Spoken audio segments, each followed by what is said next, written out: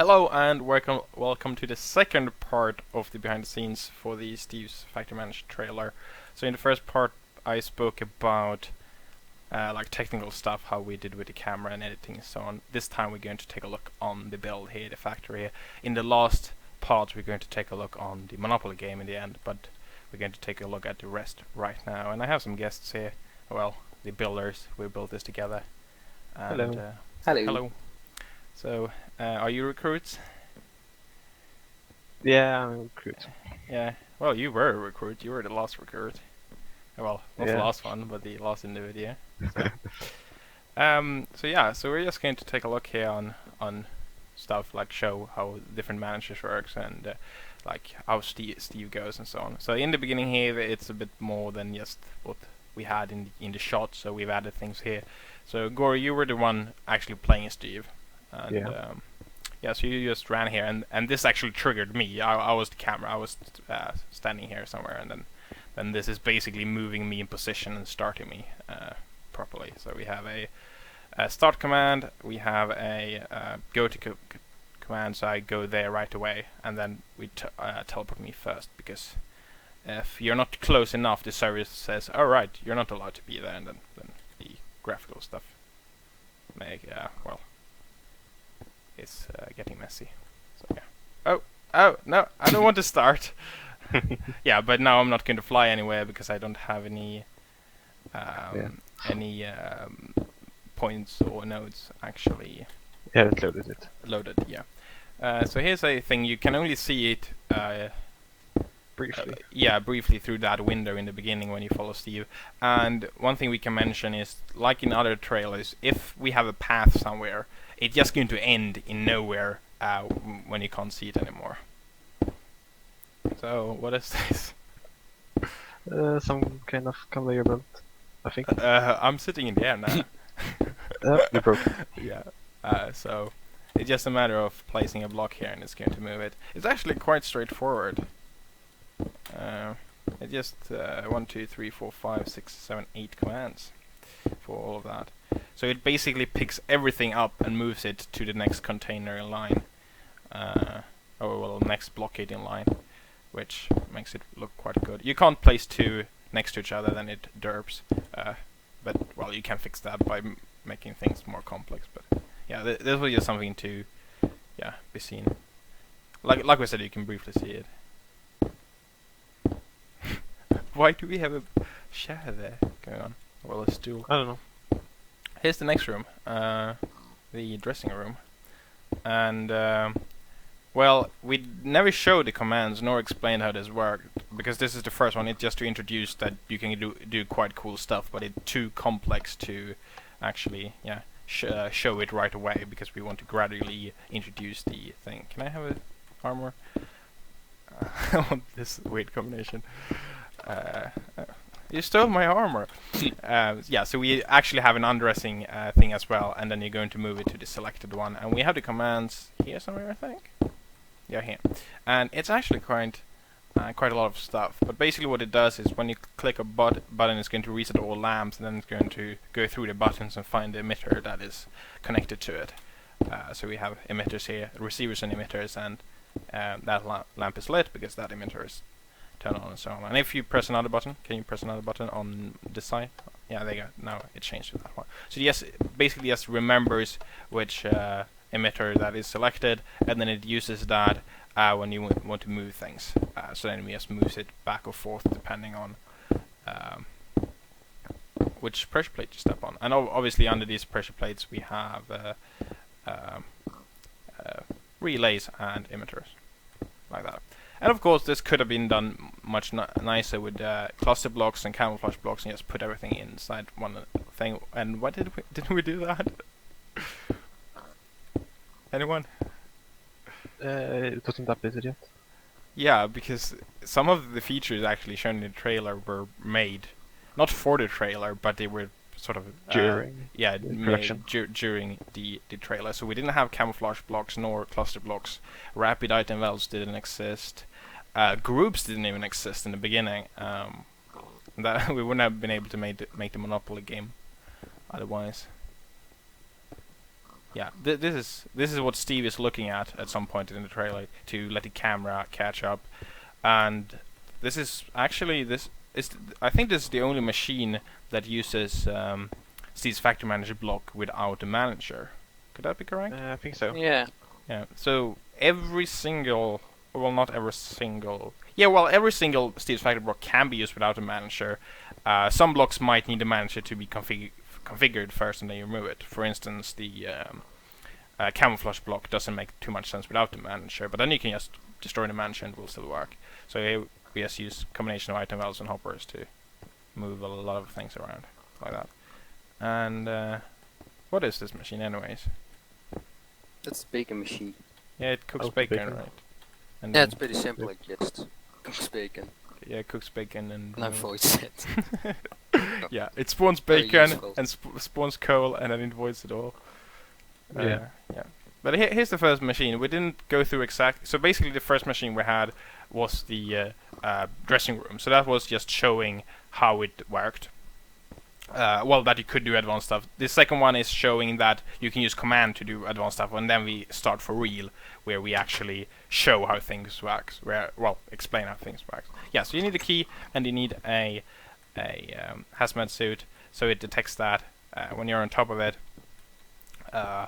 It detects that you have it, and then the item valve here detects the key. So it's basically this one is checking the key, and this one is checking the hazmat suit. And then when that is correct, then the emitter is set to 3, and then every time it's not correct, it is decreased by 1, which gives it a bit of a delay. So basically, when the condition is not met anymore, it have 3 seconds or something to 3 seconds before it actually closes again. And when I recorded this, I actually wore a hazmat suit, so the door would open for me when I flew through as a camera. How do we open this now? It was closed. Go down here. I'm not sure this is how you're supposed to. No, but Isn't this breaking it's an easier. entry? Nah. There you go. And yeah, this is the first time Steve disappears, because it's always easier to handle when we don't have Steve along. Then we don't have to synchronize Steve with the camera, and then when things fade out and fade in and fade out, then Steve won't disappear. The only thing that actually happens is in the Monopoly game. At all other times we wait for Steve to leave the room before we fade out. Yeah, so we just use portal gun to travel, makes Steve travel along. But I guess we get back to this point later. Let's take the camera path. It's a ways to go. Yeah, and as always, the other paths just go to nowhere. Okay, yeah, I don't even know. So yep, and not too much to tell about this one. It's basically just move things there. You can put something in the chest there, and it actually is getting moved. Yeah, these simple ones we don't have to mention too much, since, well, they are explained in the video. Some solar panels here, and it's always day, so we get power that way, so we don't have to bother about that. The same thing goes with this engine, and there you go.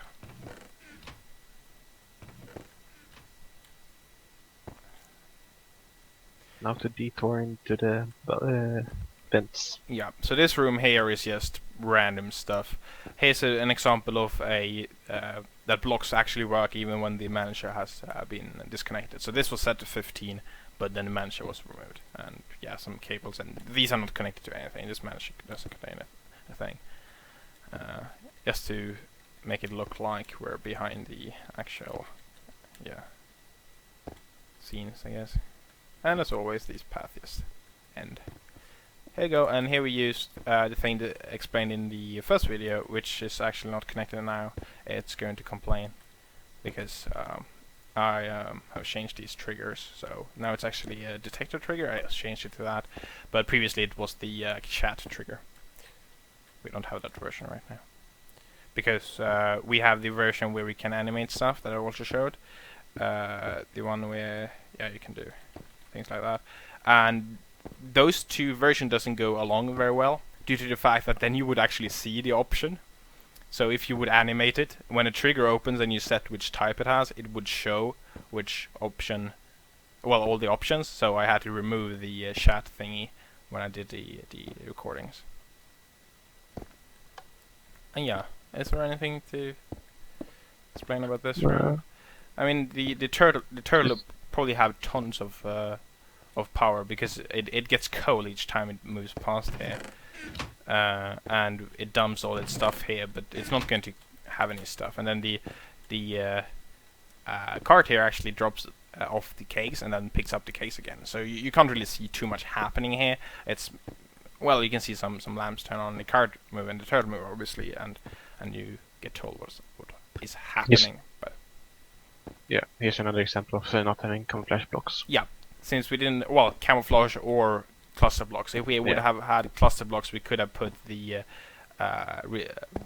receiver and the relay in the same block. But, well, I don't think we would have done that anyways, even though it existed, because we want to introduce some concept at a time. Yeah. For instance, the second real setup, the one with the IC2 machines, where we process stuff, that one isn't really that neat looking. It's just a bunch of trigger input-output combinations, but it uses simple commands, and if, well, in the beginning you do it like that, but then you can do more complex things later. Yeah, so here we just drop things using the item valves and pick them up again. Nothing too fancy. Yes, is there anything to explain here? Execution loop. I think it's pretty Yeah. straightforward. Yeah, it's pretty straightforward. We didn't name anything here. Was naming introduced? I think it was introduced. Or was it? Can't I recall. don't think so. Maybe it wasn't. I don't know. And then I left it when I went through it again to prepare everything for recording. I started naming things at the Reactor room because there, well, if we started somewhere, that could be a good description there. So I spoke about that you can name and use variables there. So maybe it wasn't introduced in the beginning. Yeah, so 2 commands, super simple. And as I explained in the previous behind the scenes,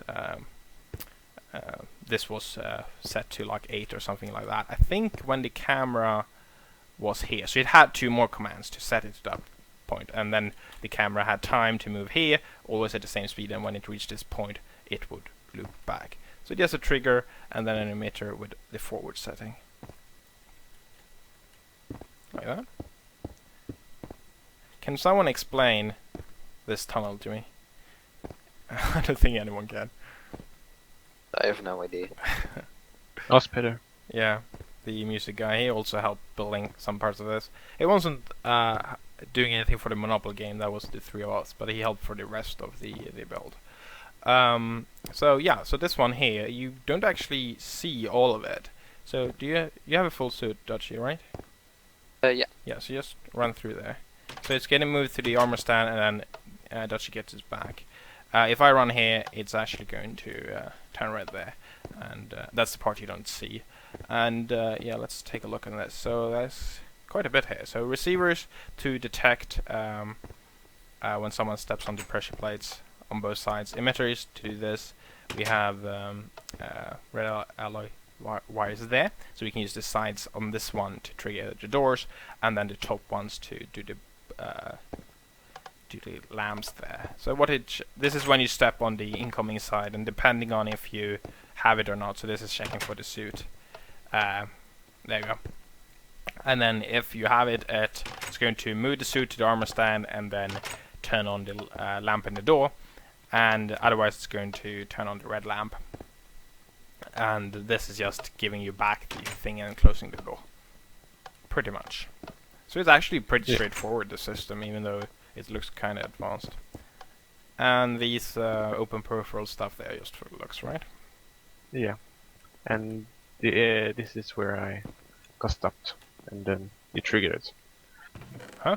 Here. Oh right, yeah. Here we have the portal gun portal here. Yeah, when we went through the portals, we had this brown thing here, and these are the things that I showed in the first behind the scenes video as well. The manager, where's the manager? I think it's down here. Yeah. So the manager gets the signal. Now it's obviously not working because the chat triggers have been removed. They go down for a few seconds, but as soon as they go down, Gory will run straight forward, disguised as Steve. Speaking of which, how did you look like Steve? Yeah, good question. Yeah, so there were a few things about Steve's handicap that I forgot to mention in the previous video. One of them were this, so I can do, so I can change Gory Moon, so Gory Moon is actually someone else. For instance, question mark, question mark, question mark. That means that someone has the username like that, but nobody has that username, so it will load Steve. So now, only to me, will Gory Moon look like Steve. And I could, of course, do make him look like Dutchy. There you go. Or just clear it. So that's basically how we did it. Like that. And that's how we did the receptionist in the beginning and the scientist in the end as well. It wasn't how we did the bodies, so we'll take a look on that later when we reach that point. Yep. And we have a similar system in the previous trailers, but Yeah. you have to remake it. Yeah, it didn't really work. It doesn't work exactly the same. In the previous trailers, it was easier to do, and then it just changed the name of people. So then it actually changed the name of everyone. This time around, you couldn't do that, so I just changed the skin. That's why Gory still had his own name. But then I added so we could do it for different people, so Steve could look like Steve while the receptionist didn't look like Steve. Yeah, so this one here, we introduced a few things, but they are quite simple. So it was more about the variables and the naming. So yeah, so maybe naming was introduced at this point. I can't really remember. We actually updated the Steve's Factory Manager version a lot during this. Yeah. Yeah. Like We have like 15, Yeah. 23. yeah, you guys tried to log on and I updated to a new version, like, yeah, and then Okay, maybe it didn't just work. done it. Yeah. And this lamp here is not triggered by this Steve's Factory Manager system. It's basically checking, oh, do I have some power in this bat box? And then we have some weird system here, so it will drain this power there as well. So yeah. And what does this do? It doesn't do too much, right? Well, actually, yeah, quite a bit. So it has to It refills. Yeah, if it's depleted, if there's a depleted one in there, it's looking for a specific slot, if I can recall correctly. No? Okay, yeah. So if it finds the Yeah. depleted one, It oh right, refills. it does that, but it doesn't do that in the depleted check. It doesn't have to. And this is quite a clever thing to do, actually. If you want two ranges, we want slot 22 and slot 31. So then we just use two different signs, because the signs doesn't matter on the whatever it's called. What is it called, anyways? Reactor chamber. Like that. So we just use one range for the down and one for the up. Alright guys, if you need mouse over, there's a bug in this development version that we're using. The mouse overs are disabled by default, so you need to type mouse in the interface and it is turned on. Yeah, development versions for you. Yeah, so it just produces some power for rolling machines. And Steve runs down this path here, and here we have another block like that. And I guess we can come back to that in a second. Yeah. So then Gory could just stand there waiting as Steve, and as soon as it went in, he would run down. So yeah, so this one here, yeah, we introduced the crafting. Yeah, the crafting was, yeah, that's also one thing that was new. The crafting one. I remember that when we built the room with the door, the first door with where you required a key. At that point, we didn't have the crafting ones, but then right after that, we had it. So that one was also new. And yeah, it just it just crafts things here and moves them along. So what do we have? We have some uranium 235 and 238 that are turned into these these are 235 nuggets, and then those nuggets are combined with the 238 into enriched uranium nuclear fuel, which are then canned and sent along, right? Yeah. And yeah, these are just I can't get in here. There you go. Yeah. Yeah. It's just a trigger, an input, and an output, and it just moves them on here on an interval of 60 seconds. and then we have another one down there for the empty fuel rods, and then these chests do actually overflow after a while, so we've just been emptying. Yeah. Um, so right, this one isn't It too is- complex either. It looks quite cool. Yeah. Yeah, Uh, they're completely useful room. so what it does, we have a timer here on 10 seconds that do the first pushing. That's a piston down in the corner there. And then when we see that we have a block here, we actually used a block gate for that. I'm not even sure we had a block detector at this point. I'm not sure. We didn't have it in the beginning, I not. don't think. But we can do it anyways, because if we would break the uranium block here, we would actually get something from it, so that's what we're looking for. Which is this second one. And I guess we're actually, yeah, we're looking for that there. And then we push the second one, and then if we find the one up here, we craft it into the output items, which are the uranium thingies there. But how And the blocks come from here. Yeah, the blocks come from here, which is an infinite supply of stuff. Which, where's the manager? Yeah, okay, I'm not sure. yeah, this is the first piston. That's controlled from over there. That's the one pushing it out. But then we have, I don't know where. Yeah, here's the second manager. There's a block gate there facing upwards, and basically what it does is on a 1 second delay, if there's nothing above it, I guess. Yeah, if there's nothing above it, it's going to spawn a new uranium block and place it there. Yeah, so if you remove it, it's going to place a new one, like that.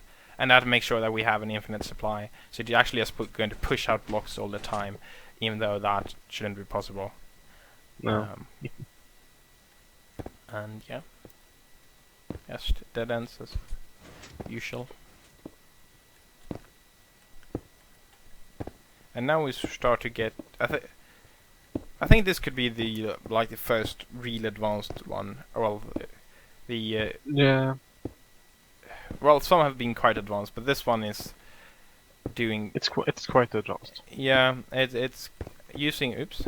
It's using different sides of the emitters here just for like saving stuff, and this one here is actually like detecting which state it is in. So one state is picking up and one is placing. So when this is on, there's actually a lamp out, well, 4 lamps out, and when this side is off, it's well, no lamps there ready, and it's ready to place it. And this is just tracking how many of the lamps different groups it has placed. And what it's going to do is just, if it's out of colors, that's the top side detecting that, then going to reset the count, reload everything, so it actually just loads all the barrels. And then what it does is increase the count. It randomizes one of the one of the barrels like that, and then it removes that container from the remaining ones, the ones you are allowed to use, and then it gets the lamps from there and moves it, places them. Well, it removes them here and then places them back here, and then the next time it will just break the lamps and move them back, because it can recall which barrel that was used previously, or maybe it just removes it to all of them. I can't remember. Yeah, it removes it to the one it remembers that it got it from, like that. And it uses these kind of lamps. What are they called? The inverted fixtures. Yeah, it uses those because the normal lamps, they can't be broken properly. These are from Red Power. yeah, Project Red. yeah, and these are micro blocks, and that did work better, so that actually worked. Right, so now we're actually back where Steve came along here. So this is the block here. So here's actually another thing. If you're in survival mode and steps here, you get the hunger effect anyways, but if you're in survival mode, it actually works. So yeah, then you can eat the cake. So we're basically making sure that Steve is hungry enough to eat a cake. And yeah, this is super simple. Here we used the detector. It wasn't new right now, but I think it was new when we made the trailer. Like, it wasn't there when we started, but I'm not entirely sure. Yeah, maybe. Yeah, so basically what it does, it's looking for it's looking for air, I think. Yeah, it's looking for air, and when it finds air, it's going to create a new cake and place it. Super simple. Of course, we're cheating in the cakes, but yeah. I like this one. Case alive anyway, so. Yeah, I guess that's true. So this one is quite clever. Apparently, the third bit of the lower part of a door is defining if it's open or not. That's why we have the block detector here and not up there. So we're detecting on the bottom's one here if the third bit is actually set to 1, and if that happens, well, we trigger redstone. That is using the drawbridges. So some here are blocking and some are removing the floor. If you're quick, you can actually run over here, and that's why Steve is actually waiting a tick or so. Yeah. You have to time it correctly with, this is obviously checking it once a second. Here, it's checking it once a second. Yeah, there you go. So that's actually possible. So it's not a perfect trap. If you would want to make it a better trap, you would make it bigger, the area where you could fall down. Maybe you should even fall down here, because you can obviously just open the door and then walk away. Yeah. Let's move on. Right. So this one is actually one of the few managers that actually are a proper setup that aren't shown in the video. Yeah. I think you can guess why. Dutchie, what did you do here? Yeah, so it works, but it's a bit messy. Little bit. Yeah, almost nothing Yes, is named. A few things are named, and they just are all over the place. And since I didn't make it and I was the one going through and actually preparing everything to be recorded, I didn't bother actually to get into what every single command here did. But basically what it does is it gets spawns apples there, it spawns saplings there, I guess, and then it moves it over to the squeezer, moves the liquids around, and yeah, all of that stuff. And since we already had another manager that we could show in this room, I didn't bother about that. One thing I actually forgot in the video was to open all these interfaces, because you need to open interfaces to get the textures properly. So if you take a look on the video, you will see that all of these are actually grey. Bad syncing. Yeah, one of few mistakes here. So yeah, here we're just using the same technique that we did in the room with all the trees.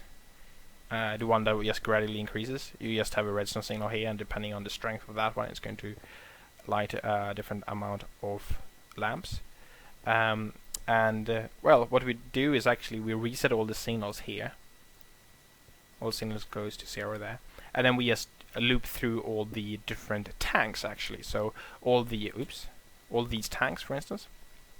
And then one tank at a time, we check if it's half full, I think that was what we're doing. Yeah, if it's half full. And if that's the case, we increase the emitter strength by 1. And then should we check again if it's at full, if it's completely full, that specific tank, then we increase another lamp. So basically, if it's half full, we increase 1 lamp. If it's completely full, we increase 2. And yeah, there you go. And then we just do it 3 times. This would be possible now to just have one of these sets and then load the correct tanks that we're going to use. It wasn't possible previously because we want to check how much we have. Like we want to check for 8 buckets, and you couldn't do that previously for any liquid. Nowadays you can actually do that, I think. Or maybe you can't actually. No, I don't think I added that for the liquids, but you can do that for items. And the thing we do to actually simulate that this is... The commands are gone. What? The commands are gone, yes. Oh, okay. I don't know what happened there. That's odd. But basically what it did was, on the timer, it increased the fluid. It moved some fluids in there, and then when it was done, basically when the camera flew out, it decreased it by as much. So it basically like, all right, 4 buckets at a time or whatever it increased it with, and then outwards it just reset it all. Yeah, I don't know why that was empty. Yeah, it was so you could see that the actual display worked. Yeah, exactly. And these two systems aren't actually connected at all, even though we say so. But yeah. What you don't know. Right. And speak of complex systems, this is when it gets really complicated. So this is actually not the maximum of commands you could do at this time, but it's the maximum of commands you can add and still like see things. As we can see here, it's actually covering some of the buttons, but that was because we didn't have this amount of buttons at this point. And at this point, this was the manager with the most commands we had. Yeah, I had in another world done another setup with a lot of functionality, and that had actually 63 commands as well. It wasn't the maximum; it was just coincidence.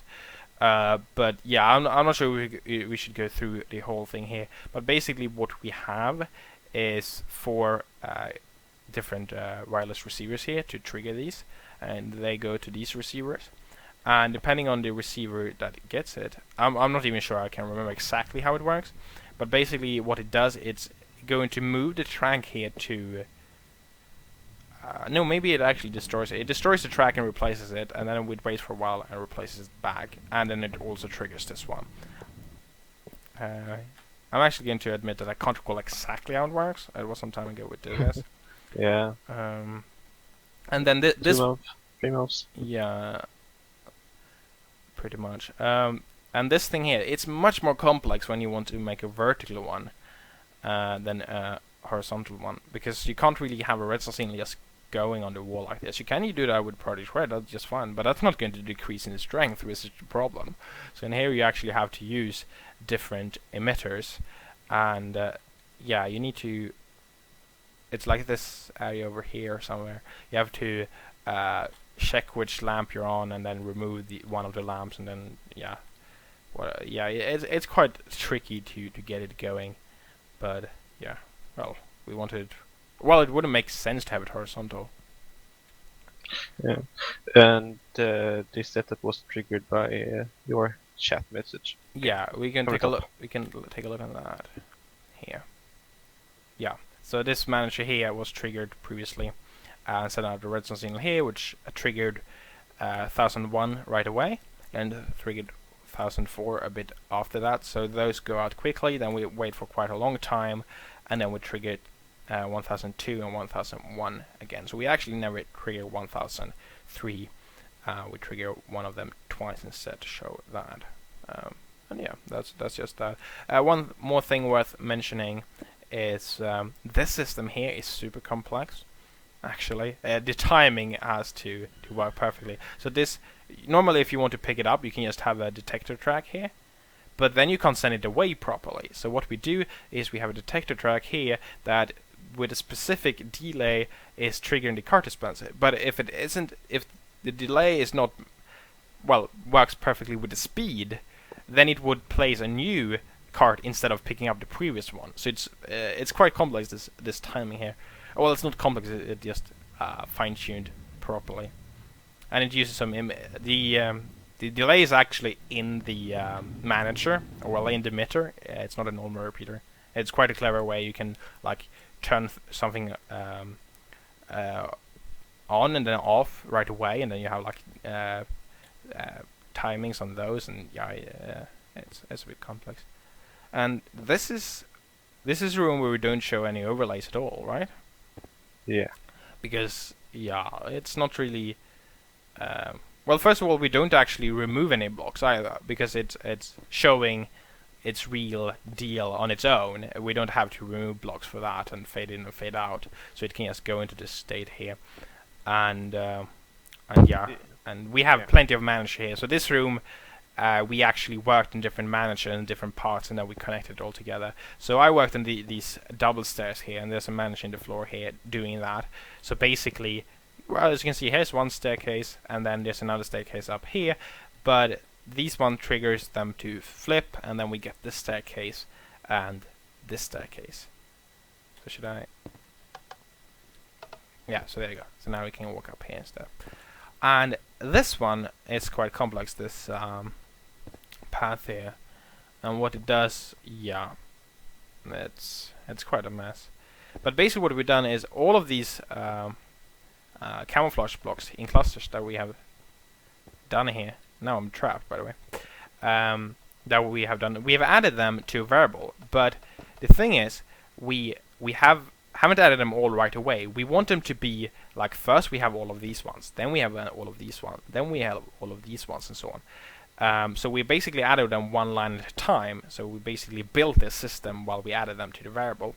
Then the content here, that's a global one, so that has all those values, and then we can loop through it and take, what is it, like 10 at a time, I think. Yeah, shit, I'm stuck now. Thank you very much. Like that. Then we take 10 at a time, and then we just increasingly moving which 10 are actually being used. That way we don't have to manually say, all right, now it's these ones that should be that well, invisible, and this one that should be visible, and so on. But it actually just gradually moves through the variable of the different clusters, pretty much. So it's a bit complex. And then it's your manager down here, Dutchy, right? That does all the revealing. Yeah, that's all on one manager. Where is the manager, anyways? Somewhere. It's right here. That's here. Where?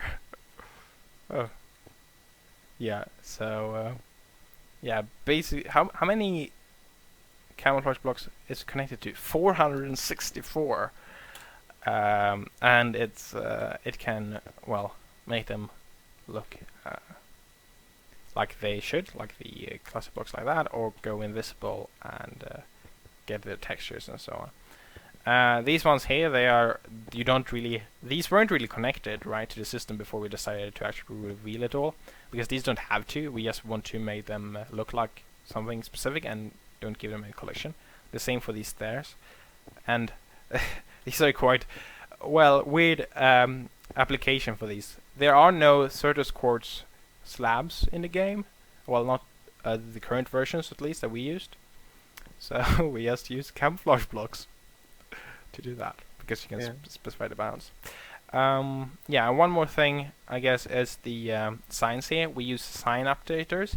They are never mentioned in the video, but we still use them.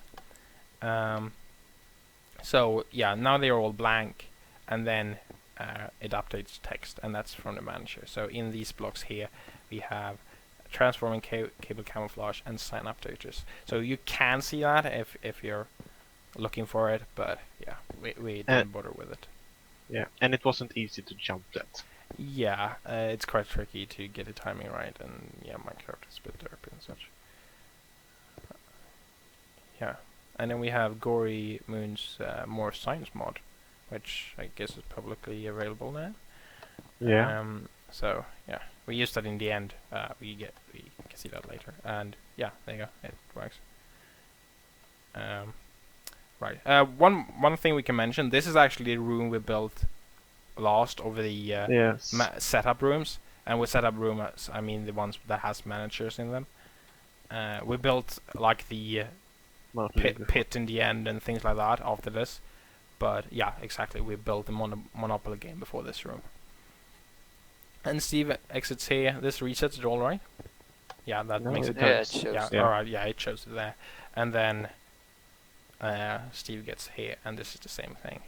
And well, we don't have any rooms in between, so I guess we can just take this path. And yeah, like we said, we're not going to cover this room now. It's going to be a separate video because this is so big. I guess we play it for a bit, show how some of the commands work, because we're not going to go through all 600 of them. And yeah, but yeah. So let's skip this for now and continue here. So what's happening here?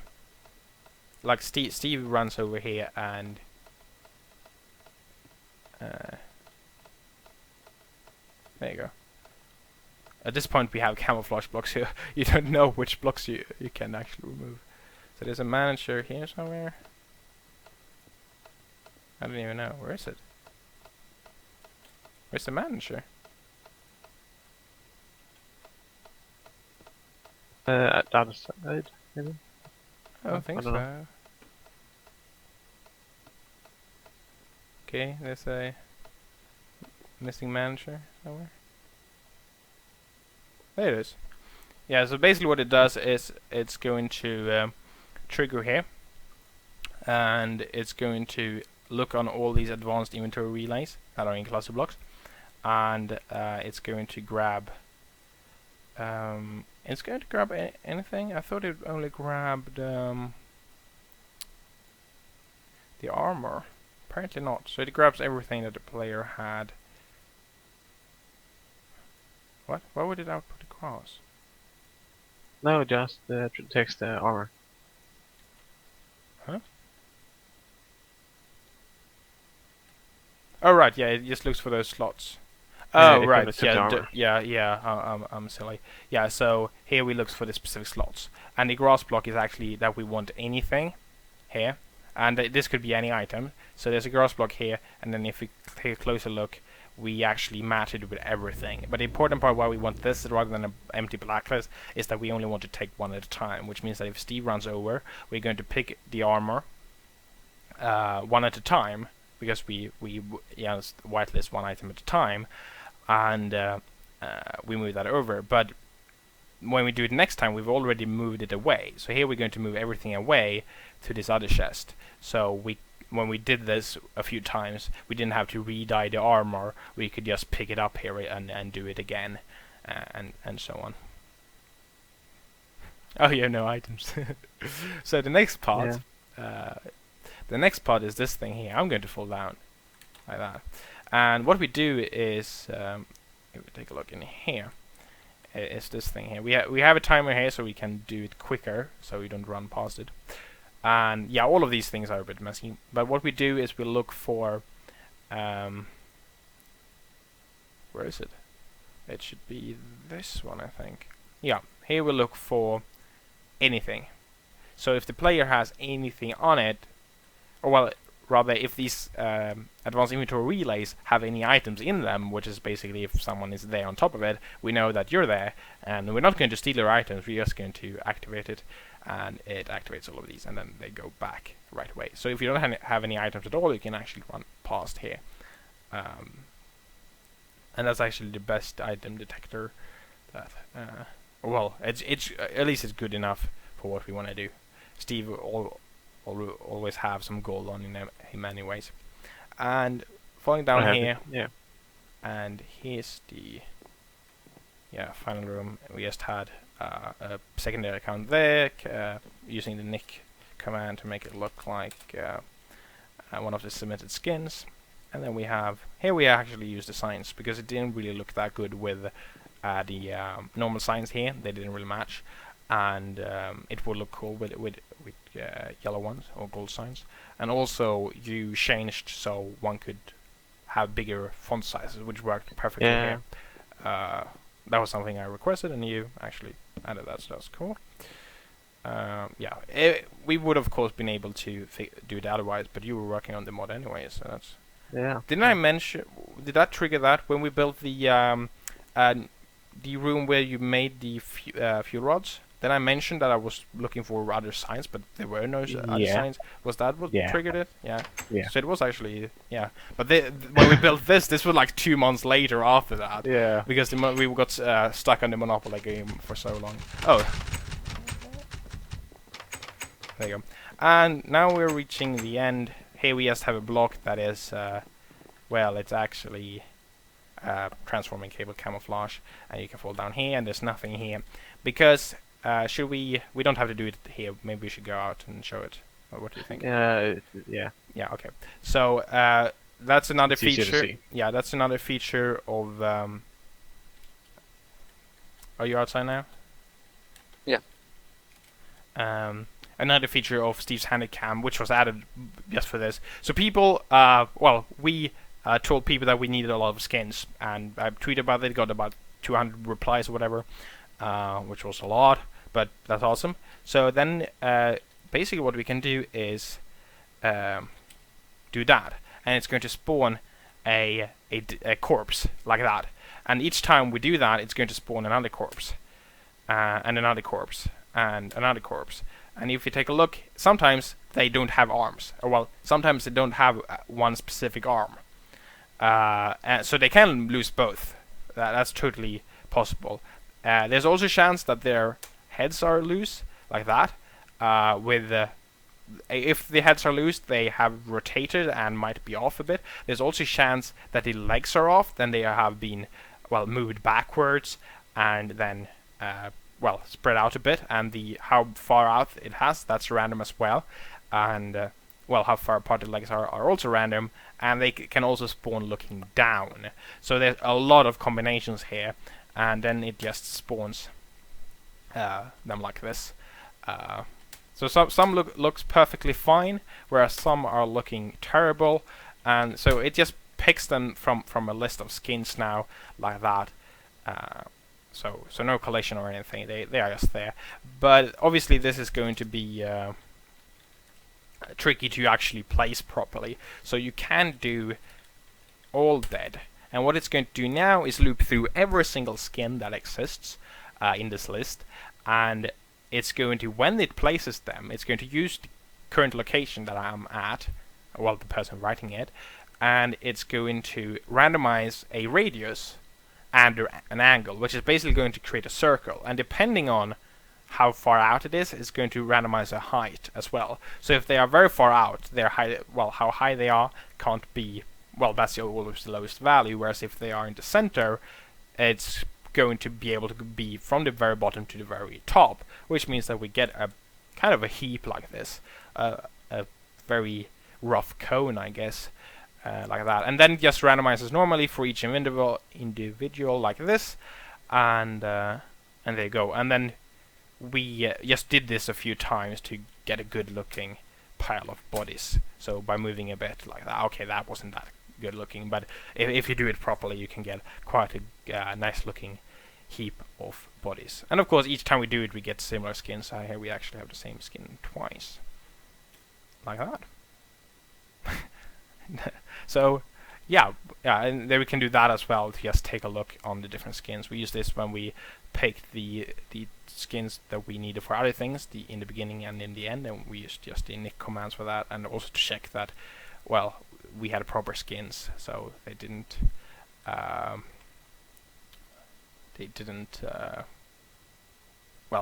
Steve. Yeah, that it wasn't just tons of Steves, that because they had misspelled their names or whatever. And like I just did, you can hold control to see who they are. That way we could actually tell what type of skins we would remove or add or whatever. And yeah, I guess that's that for this build here.